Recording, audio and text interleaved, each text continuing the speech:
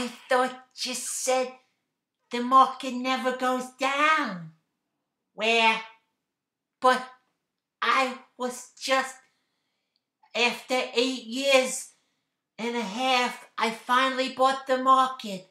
And it goes down the next day. If you just waited 8.5 years to finally buy some diamonds or QQQ, or finally shorting UVXY and you got this in your face, well, think about it. It's 9 years. We're finally having a down day. Now, so let's actually get something straight. Why did I go to cash 2 weeks ago? Well, it was because I thought a day like this was coming. Sure, but you do realize we rallied most of the days since the first blow off top, which was to Tuesdays ago. To Tuesdays. And then we had last week, we had a Wednesday gap up that failed, but then what did we do the next day? We rallied. Did we even talk about the Twitter option plays on Friday? It doesn't even matter. So what did we do today? Okay, if you're like me, you never sleep. I like watching the futures market. The futures market opens around, what is it? They close at 4 till about 5 or 5:30. They open up. Generally, we start to go up as soon as the market closes, usually, unless there's some sort of real catastrophe. So many points I want to get to today, but I'll go back first. Market was at all-time highs Sunday night, and I posted on StockTwits that I cheated a little bit, but did you think the market wasn't going to open up strong? That was last night. So at around 10 o'clock yesterday evening, the rare thing happened.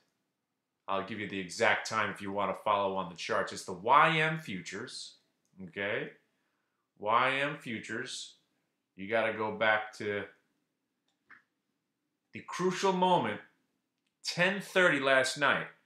Now, coincidentally, I was looking. Next thing you know, what are they doing? Yeah, they're breaking that 1-minute VWAP. Something you just don't see. But what you really don't see is what happened next. We got a little sell-off that lasted for about 5 minutes. Pretty exciting. And then we rallied back to the VWAP, and then we tried to sell off again, but by 2:52 in the morning, we were still above the right at the VWAP, but unable to break above it. So could we actually be seeing that the sellers took control of the market? Well, if you believe in the VWAP, that's the way I interpret 1-minute VWAP, that who's in control of the market at the moment. 1-minute VWAP's telling you that if you can't get it back above it, chances are the sellers are still in control. Next thing you know, we're breaking the low point of the range. Oh, at around 3:45 in the morning. Now, I wasn't awake for this. So when I woke up at 6 in the morning, the futures were down about 26684.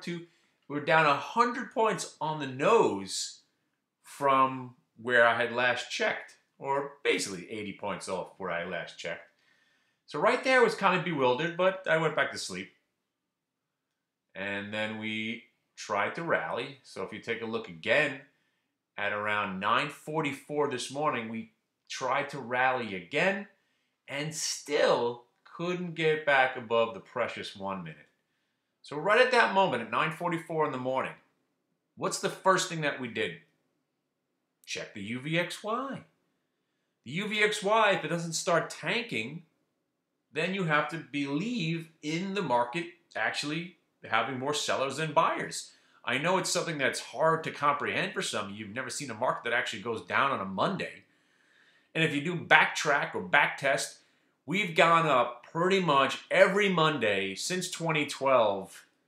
I would go ahead and legitimately say 90% of the time, Mondays have gapped up and stayed green and gone up all day. So this is a unique situation. Last Monday, I think we had a sell-off of any magnitude. Might have been 2 Januaries ago where oil was crashing and everything was going nuts, and we had that massive move down January 2016. Yeah. Was it? Or was it January 2017? I don't even remember. Was that 2 years ago already? I don't know. Who cares? Right? Does it really matter? Nothing matters right now, right? Well, let's reel it all in right now. The UVXY was telling us was telling us the tale. Why was the UVXY going up when the market was strong the other day? Good question. Why was it strong the next day when the market was actually up that day? Very good question. Then it was actually up 3 days in a row and the market wasn't tanking. So what was that doing? It was telling us the future. If the UVXY, the worst product there is, I mean, there's other awfulness out there. There's the gold ETFs, but UVXY, I still don't know which is worse, dry ships or UVXY, because dry ships has no shot in going up unless they have one of those manipulated moves from like 2 years ago where they just squeeze it and it goes up and then it rolls over and dies. But UVXY, that stock legitimately, over the long term, has absolutely no chance to go up unless the market's perpetually crashing every day. But even then, once the volatility index itself, the VIX flattens out, the UVXY will inevitably drift back downward. So I guess UVXY is the worst. That being said, when UVXY is rallying and, dare I say the word, trending higher, you must be weary of this market. So at this point, we've had a rally that's lasted basically from August 2016 till today. We've had a few hiccups in there, but since we broke out from 18,500, we've pretty much gone up every single day. I know. There was a few sell-offs in there. I'm just generalizing and summing it up, okay? Chill. I understand we've had moments that we've gone down, but up until today, we're hitting all-time highs every time. So suffice it to say, you could say we never gone down. There are moments of Brexit, Ebola, throw a couple other things in there, taper tantrums, but that's years ago already. But finally, here we are. The market, the UVXY is telling us one thing. Gold's been going up. The UVXY has been going up. The wannabe loser biotechs all got pumped and dumped. All your blockchain and Bitcoin wannabe stocks all got pumped and dumped.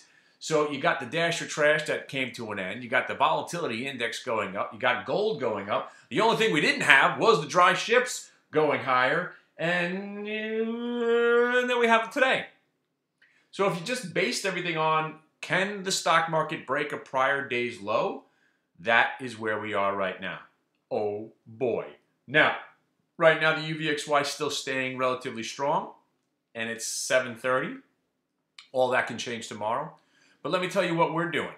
Considering we only have positions in 3 stocks now instead of 40, we're feeling lovely about this.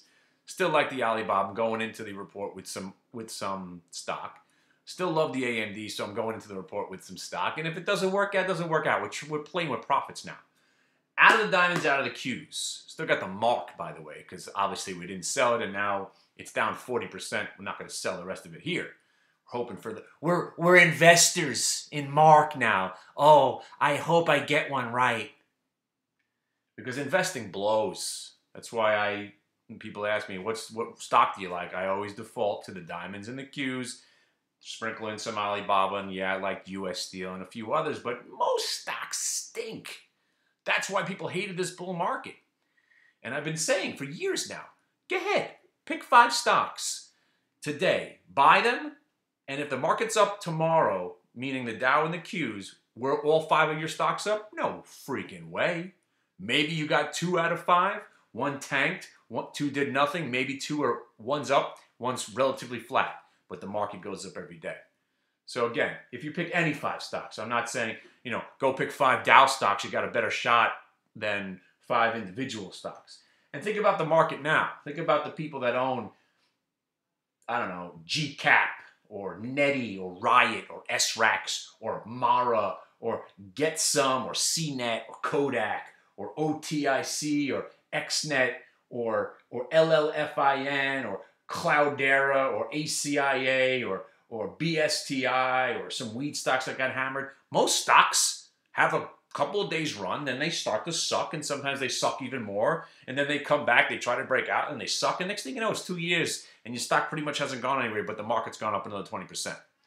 That's why I don't like investing in individual names. I'd rather just buy the diamonds and the Qs and sprinkle in my favorite stock, Alibaba. And, I like the AMD. If it goes down to $9, it's on me. All right? I will own it, and I will own it right now. And I will own it when it goes back down. So if I'm wrong and this thing pulls back to $11.50 or $10 when they report, guess what? Still think it's going to be $17.50, however long it takes to get there. If tomorrow is a bad number, that means we got to wait another 6 months. And if it rolls over and breaks 985, you know what? Maybe we just chalk it up as a loss and say, you know what?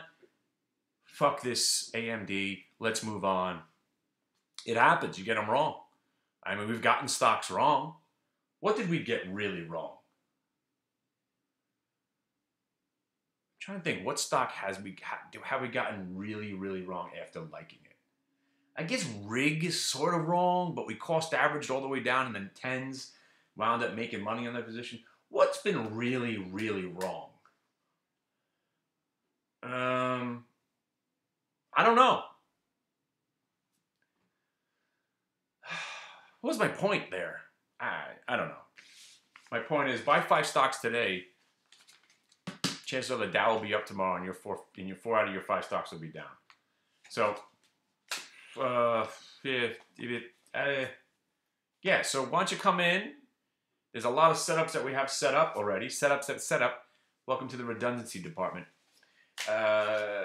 If we have a lot of if-then statements. If we get this and then we get that and UVXY is doing this, then we're going to do that.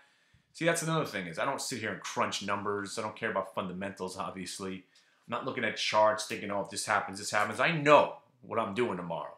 Market gap's up and rolls over with the UVXY spiking again. I'm shorting the shit out of everything. Does that mean the bull market's over? Absolutely not. We're still going to Dow 40,000. Still think we're going to end this year. You know, thinking about my year-end target. Dude, my year-end target was 27,800 to 28,190. Those are my legitimate targets for the end of 2018. So, considering we're at 26,434, it's not going to take a lot to get to my target, and we all did it in 1 month. So, can we sell off 5% tomorrow? Why not? That'd be awesome. That would be fantastic. And then we could short, buy, go long, buy the dip, go long, whatever the case. But if we actually get a correction, wow, that would be a lot of fun. A lot of people don't realize that market corrections are fantastic. Some of you guys actually never seen a market that's gone down 2 days in a row. Right? And I know, like, 18 points, and then the Dow goes down 20 points, and the next day it goes down 30 points. And they make a big deal of it on CNBC. Oh, the market's had a 3-day sell-off. Has it? It's gone down 80 points collectively after a 20,000 point rally. We've sold off a matter of 100 points in 3 days, and they try to make a big deal of it. And then we go 280 the next day. I'm talking about down 177 today. Let me get 150 tomorrow and tack on another 250 on Wednesday. How about a little sell-off into the close, and next thing you know, we're down 1,000 on Friday. That's what I'm talking about.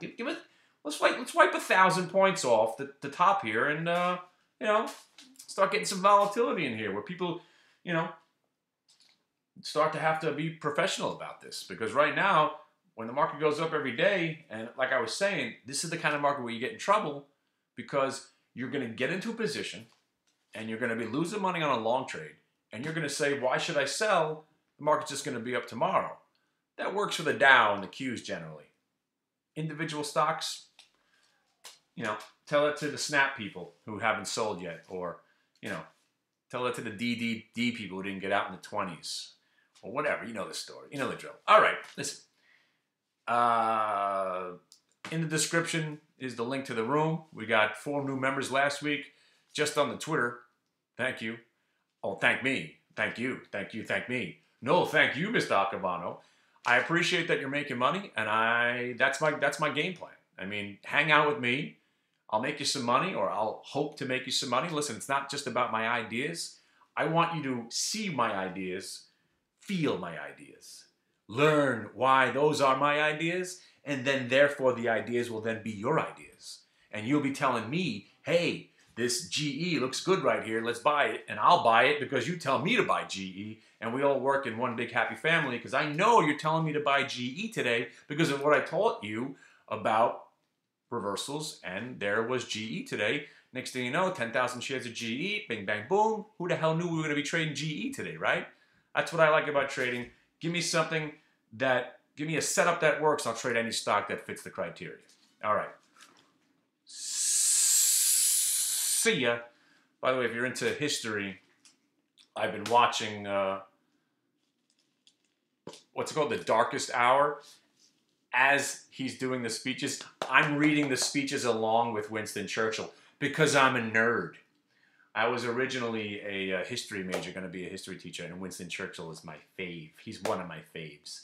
All World War II stuff was my specialty. So this movie, I've been waiting to see this movie for a long time. It's good. It's good. It's good. You should watch it. All right. Have a nice day.